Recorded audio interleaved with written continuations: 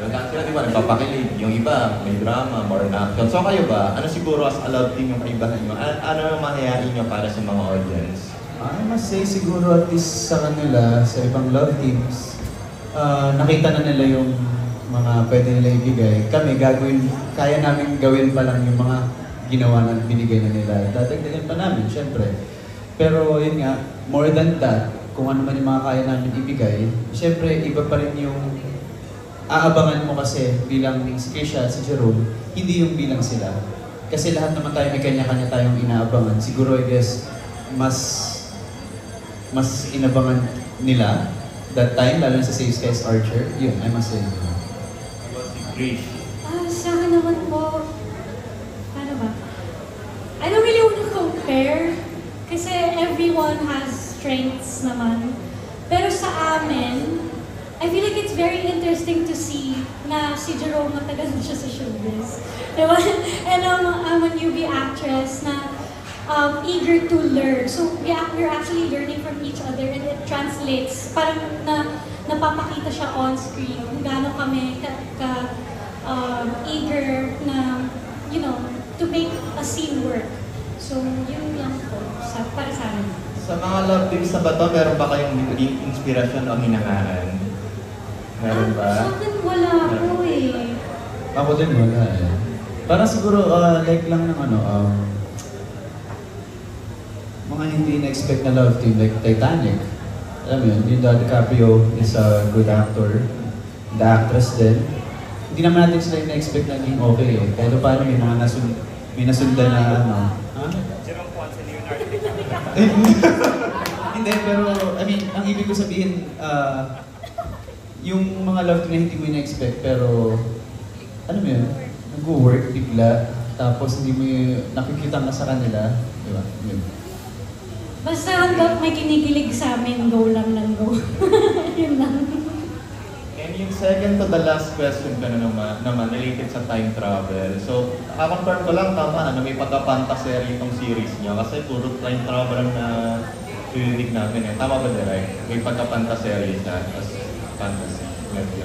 Ayan, yung last question ko is, sabi nga kanina, di ba, ang dami ng mga lumabas na kwento about time travel. So kayong dalawa, anong favorite niyo na time travel story? Maybe a movie, series, or what story? Favorite ko yung movie na About Time. Yes, that's my favorite time travel movie. Gusto mo panoorin ulit? That's my favorite, About Time.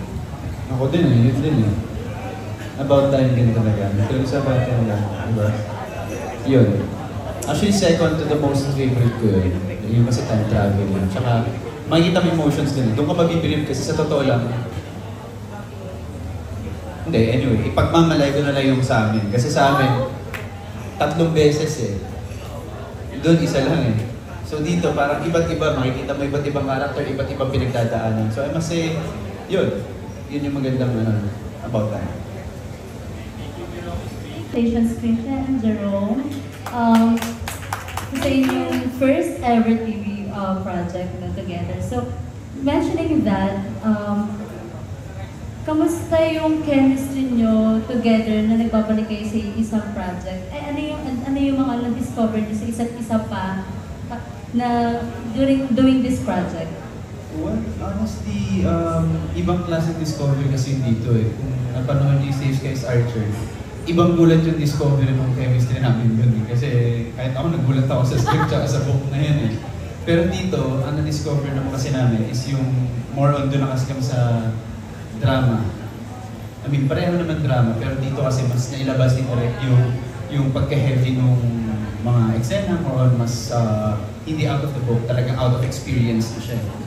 So, yun, ako parang at some point kahit hindi niya naikwento sa akin, may mga na-feel ako ng mga bubog, masakit sa buhay, nang alam niyo, na nakikita lang siya habang pinapanood sa eksena.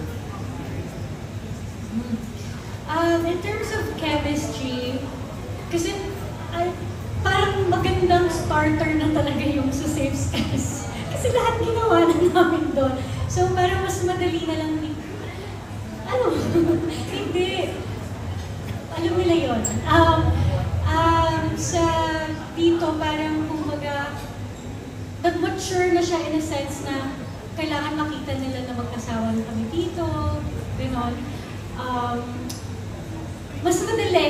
actually, yung chemistry namin now. Kasi, yun nga, since bugbog na talaga kami sa first na ginawa namin project together. And then, yung Discovery, so far, wala pa akong bago na discover sa kanya. Siguro in the, sa mga next na taping days, baka meron pa akong bagong ma-discover. Pero kasi he's still the same. He's still the same supportive na scene partner. Kapag kasi yung method ko, kailangan kasi kapag wala yung camera sa kanya, syempre hindi naman siya nakikita. So other actors, minsan sinasabi lang yung line. But I would tell him, can you please, mag-acting ka pa din para I can react to you. He's okay, kaya ulitin niya lahat ng gagawin niya with emotions. And I appreciate him for that. You both did great sa Safe Space Archer. Pinanood ko siya, sobrang galing together. And yung chemistry talaga sobrang malakas din talaga. Kaya sobrang minahal siya ng fans. Going back doon, umiyak kayo doon, may mature roles kayo, scenes kayo sa Safe Space Archer. Dito ba, mas intense ba yung mature scenes na together? Hindi naman asawa kayo dito. Nakadepende po yung kay TV5, mahirap na, baka mamaya makat bigla yung show. Pero, well, may mga scenes din naman na syempre, kailangan din natin i-cater from from the young ones hanggang sa syempre, dun sa mga talagang pinaka-viewer namin. As much as possible, syempre, gusto namin, lalo na si Direk, with the script, tsaka the series itself, kailangan gitna na hindi natin maano yung mga rules and regulations when it comes to television. If I'm correct. Sa pagkakaalala ko dahil teleserye yun po. So mature scenes, definitely less of that for this. More of mature in a sense na yung mga mga conflicts namin in life is much more heavy. It's heavier talaga. Kasi pang buhos, gano'n. Thank you so much and congratulations. One question kay Charles yan. Congratulations din, Charles, sa role mo dito sa para sa isa't isa. Kilala ka ng audience. Para si Enga, laging sumisigaw. Ano po siya? You can say bookworm. Pero more on, tahimik lang siya. He has his own world. And yun po.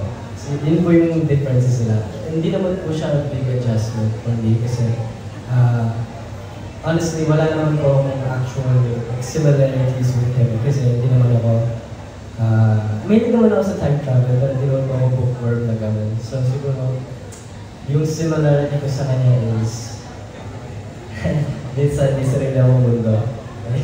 Yun lang po. Thank you po.